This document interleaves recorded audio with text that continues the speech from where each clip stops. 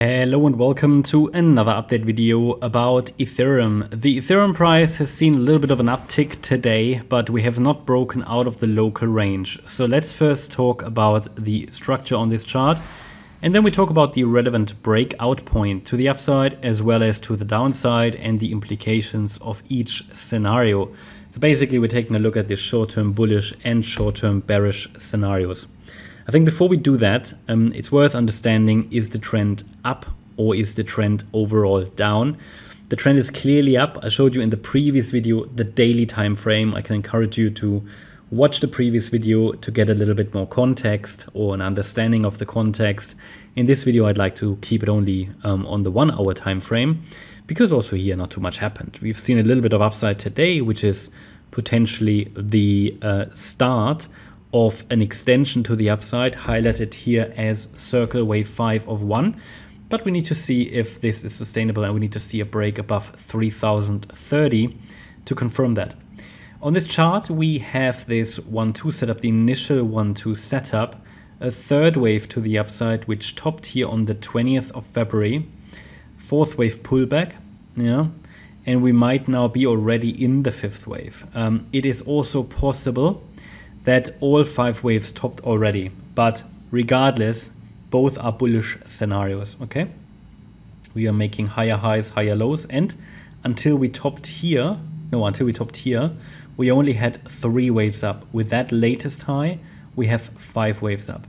They are not yet perfect. One more high would be much better. However, if we go too high, specifically above 3,100, and I explained in the previous video why exactly that level. But if there is a break above 3,100, a sustained break, it would indicate that we will do further rallies without any substantial pullbacks. Okay, so you remember what Rune did end of last year, or Solana, and it could be something similar, just rallies without significant pullbacks. This is definitely a potential on this chart. Bull market target 8 to 12K. Yeah, we might not go there in one straight line, but we could go there much more directly. All right, so that's just the key level. Until we get above that level, however, I'm going to watch for a wave 2 pullback. Okay, which means due to the potential of having 5 waves up, we can use a certain support area on the chart now, and we have to use this specific one, which basically tells us that as long as we are holding above that support area, we can focus overall on higher. The trend is up against this support area. Doesn't mean we have to max it out. We don't even need to touch it, even though if this is really a wave 2 that's happening, or if a wave 2 is confirmed, then it is likely that we're going to see the level tested or the range tested.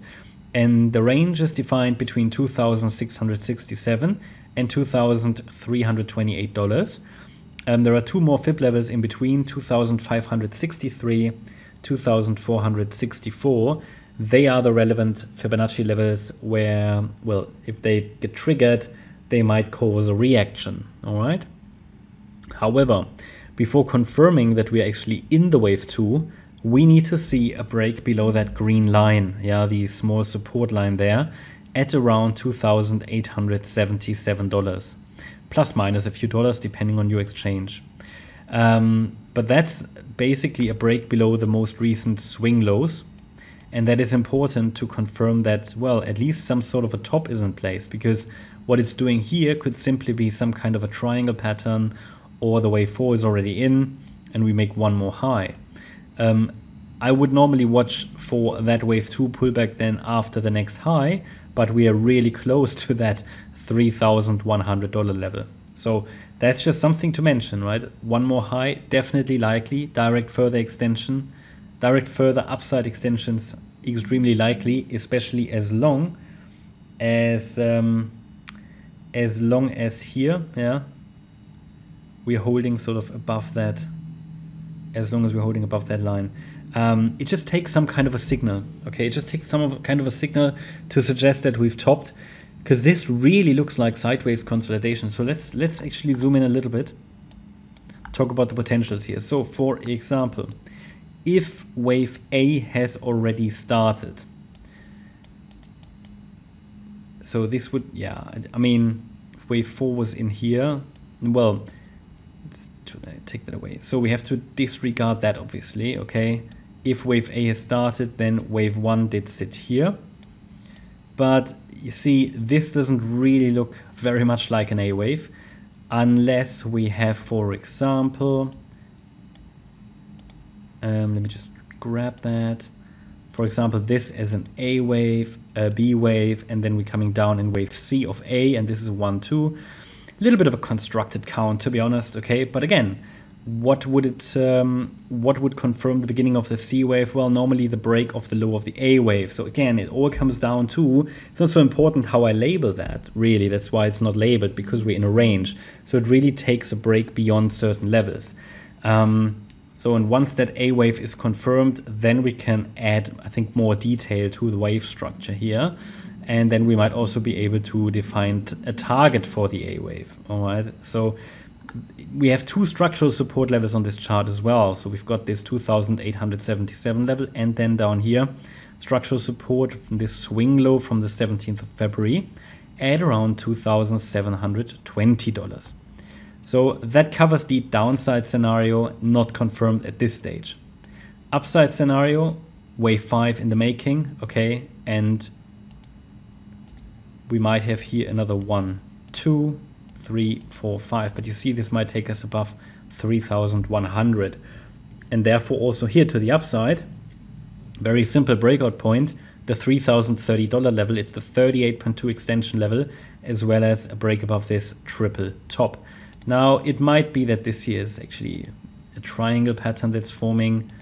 You know, again, I could label that as an Elliott wave triangle, but it's just pointless because it won't give us an edge. It's just important to understand that even with a triangle, it's only confirmed that it's complete once we get a break above that $3,030 level. So it's just ranging Ethereum, moving down in corrective structures, moving up.